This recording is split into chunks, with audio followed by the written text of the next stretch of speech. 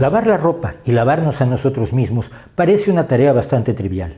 Agua, un poco de jabón o detergente, frotar o remover y la grasa y la suciedad y los desechos se van por el desagüe. De hecho, a veces basta un chorro de agua para quitarnos, por ejemplo, el barro de las manos, dejándolas razonablemente limpias. Pero cuando lo que tratamos de eliminar son grasas, el agua resulta bastante poco útil. El idioma popular, por ello, se refiere a cosas o personas incompatibles como el agua y el aceite. Y aunque tratemos de mezclarlos agitándolos, no conseguiremos disolver el aceite en agua porque es un compuesto de los llamados hidrofóbicos, es decir, que repelen el agua, a diferencia de los que se mezclan con el agua, que se llaman hidrofílicos. Para unirlos necesitamos ayuda, lo que llamamos jabón o alguno de sus parientes cercanos, que son sustancias llamadas surfactantes porque reducen la tensión superficial de los líquidos. Las moléculas de los surfactantes tienen dos extremos, una cabeza hidrofílica y una cola hidrofóbica. Los surfactantes forman diminutas esferas con un exterior hidrofílico y un centro hidrofóbico en el que se atrapan las grasas y aceites para poder ser enjuagados.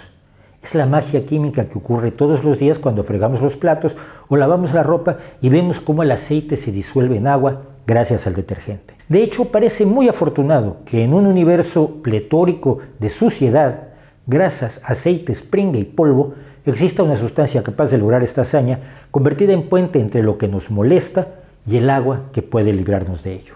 Es de imaginarse que desde el invento de los textiles, o quizá desde que el hombre confeccionó sus primeras prendas con pieles, se buscó la forma de eliminar la suciedad. No tenemos informes de cuál era el equivalente de la lavadora para los hombres antes de la era del bronce.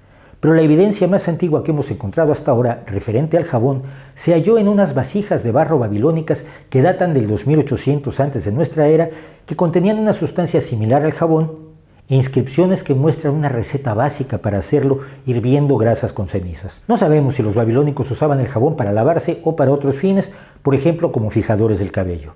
Sí sabemos, gracias a un papiro del 1550 antes de la era común llamado Ebers, que los antiguos egipcios mezclaban aceites animales y vegetales con diversas sales alcalinas para producir un material similar al jabón que usaban como medicamento para la piel y también para lavarse. En cambio, los griegos se bañaban sin jabón utilizando bloques de arcilla, arena, piedra pómez y cenizas para luego untarse el cuerpo con aceite y quitárselo con una herramienta llamada estrígil, mientras que la ropa se lavaba con cenizas que tienen cierta capacidad de eliminar las grasas. Diversas arcillas tienen también propiedades surfactantes y se han utilizado para lavar textiles.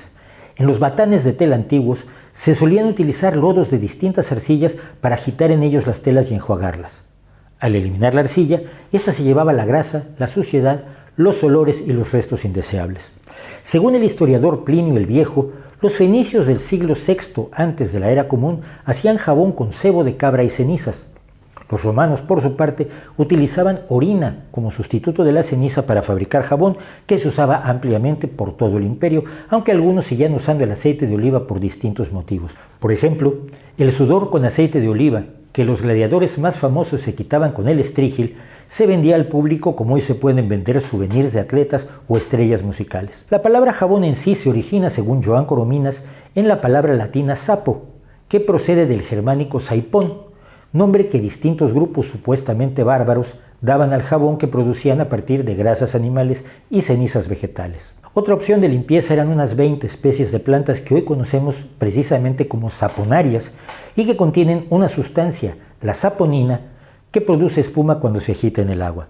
Se han utilizado como jabón o como ingredientes del jabón en distintos momentos de la historia. Pero el jabón era caro y su producción compleja, y hasta fines del siglo XIX no estaba al alcance de las grandes mayorías. Nuevos métodos de producción descubiertos por los químicos franceses Nicolas Leblanc primero y Michel-Eugène Chevreul después redujeron notablemente el precio de producción del jabón.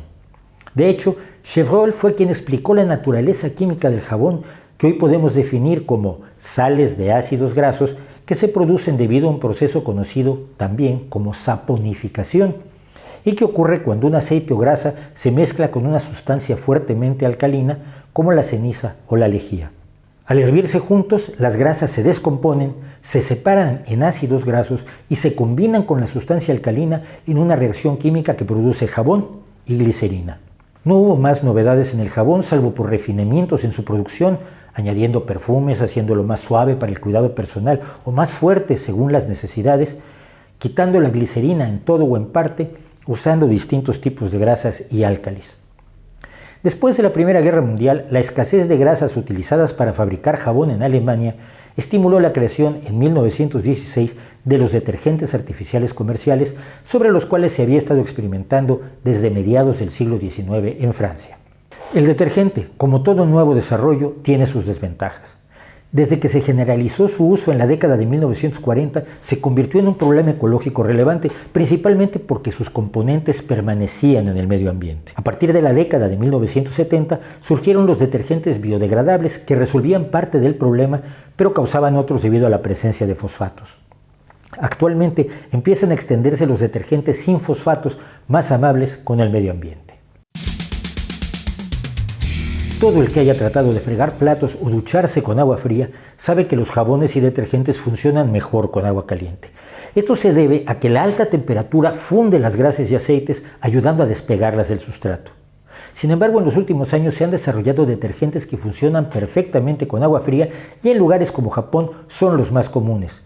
Pero su aceptación ha sido lenta porque en nuestra cabeza seguimos convencidos de que con agua caliente se lava mejor.